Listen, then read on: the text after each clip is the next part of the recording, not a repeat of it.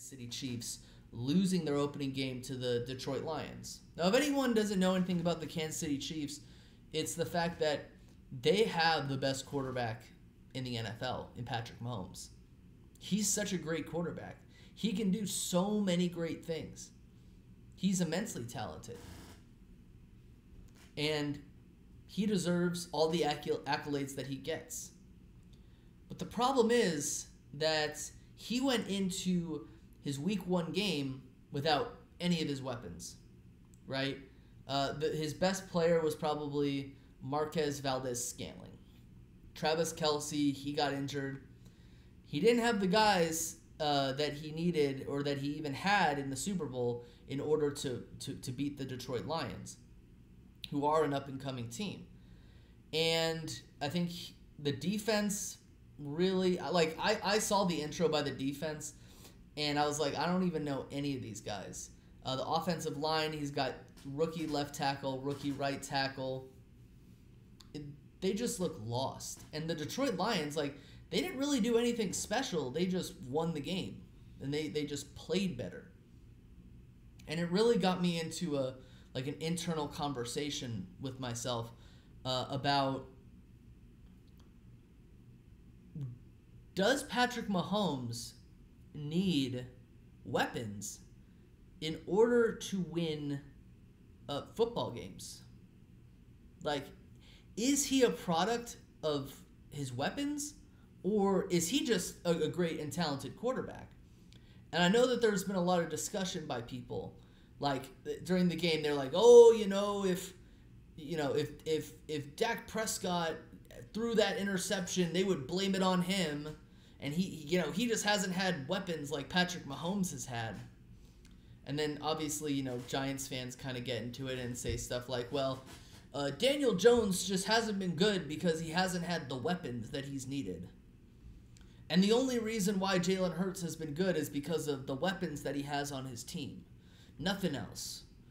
And it really gets me into like a discussion with myself, because football is a team game. There are very few players in this league who have proven to win as like an individual. And I guess you could say Tom Brady is one of them, because it's like, obviously, like, look at the Patriots without Tom Brady. They can barely scratch like 9 or 10, like 9.5 wins together. They're a constant playoff team. They only missed the playoffs like 2 or 3 times with Tom Brady. So they were immensely good. But I guess you can say, like, a lot of people kind of use their lack of talent as a crutch for why, like, their quarterback is or isn't playing well. And, I do kind of go back and forth with myself about this, because I think on a team you need good players. And if you don't have good players, you probably won't excel, and you probably won't be a good team.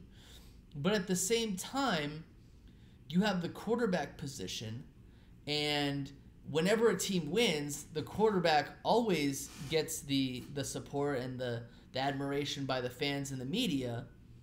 And then when the team loses, either the quarterback gets all the blame, depending on if they're like a high-tier quarterback or a low-tier quarterback, or the rest of the team gets the blame. And,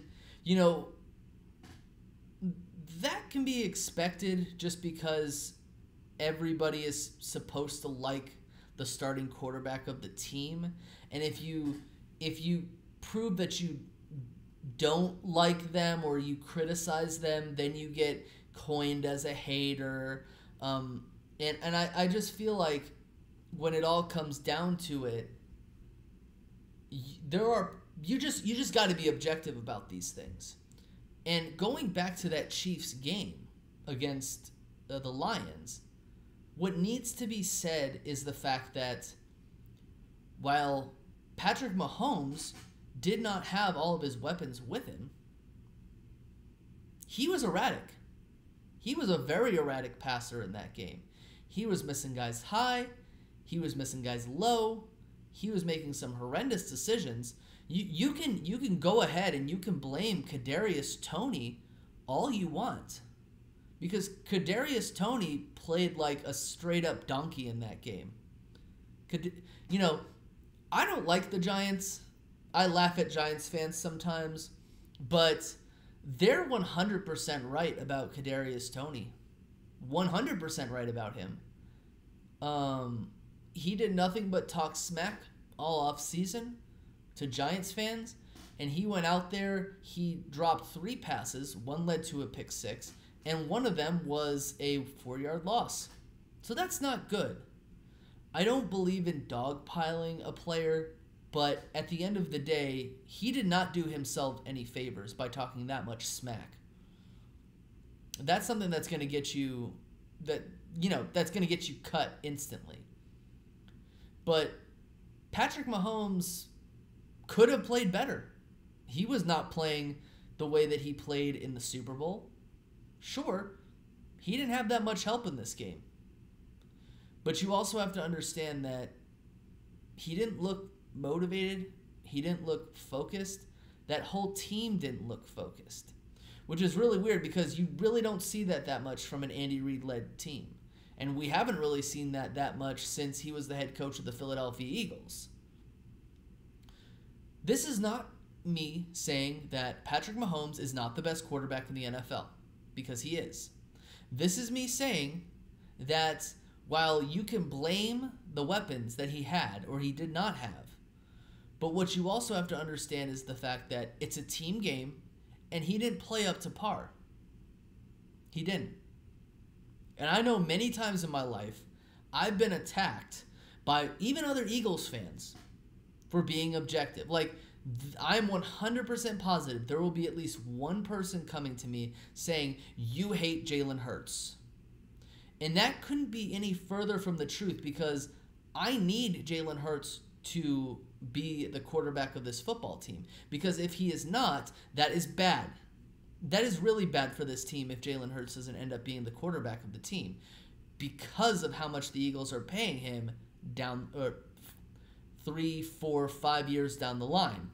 That's just how it's going to work. He needs to be the quarterback of this team, and he needs to improve, much like Patrick Mahomes. And I've seen this a lot from Giants fans who will say, it's not Daniel Jones' fault that the team has been bad. Look at all the guys he's had on his team. And the way that I respond to this is by saying, Saquon Barkley has been his running back since his rookie season. Now, sure, for a whole season, really, Saquon Barkley was injured. He didn't play. But the dude was played like an all-pro, pretty much. He was basically an all-pro. Okay? Evan Ingram. He was a talented player who played for the Giants. How come now he plays for Jacksonville and he's a complete stud? Kenny Golladay. And I've had people say, oh, Kenny Golladay, he sucks. Well, guess what? When Kenny Golladay was signed by the New York Giants fans said, oh my God, he wants to play for the Giants. He doesn't want to play for the Eagles. You guys suck, by the way. Well, guess what happened? He didn't play well. I guess you could say in a Joe Judge-led system, and with Daniel Jones as his quarterback. Now, you could say, like, objectively, Kenny Golladay didn't play well. That's true. But to say he wasn't talented, that's a lie. That is a lie. Should we go back at all the quarterbacks who never succeeded in the NFL because they didn't have the talent? And should we say, like, it's not their fault, it's the fact that they didn't have talented players? Should we play what if football? I don't think we should. I think we should be objective about the players on our team. We should call them out when they need to be called out. And again, like, if you want to always be on the side of the quarterback, that's fine. And you can criticize my motivations for criticizing Jalen Hurts, but understand, it's not because I don't like him. I need him to succeed. The team needs him to succeed. The team does well when he succeeds. I've been saying that for 2 years now. When he was a second-year player, I was saying that we need him to play well. When he was a third-year player, and when I had nothing bad to say about him, we need him to play better. Or I'm glad that he's playing well, basically. That was not a slip.